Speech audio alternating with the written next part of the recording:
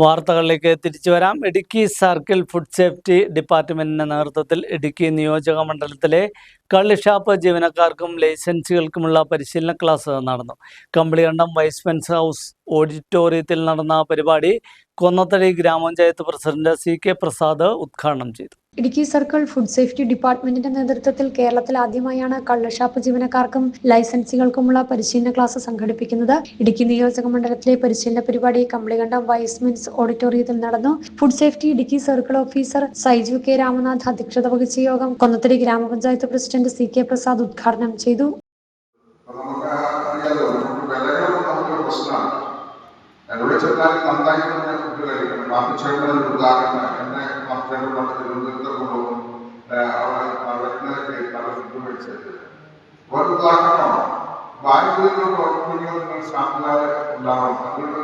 നല്ല ട്രെയിനിങ്ങും കാര്യങ്ങളുമാണ് ഇന്ന് ഇവിടെ നടക്കുന്നത്. എന്തായാലും ഇത് ഞാൻ ആദ്യമായിട്ടാണ് എന്നെ സംബന്ധിച്ച് ഒരാഴ്ചയ്ക്ക് മുമ്പ് തന്നെ ഷാജിനായിട്ട് വെച്ചിരുന്നു.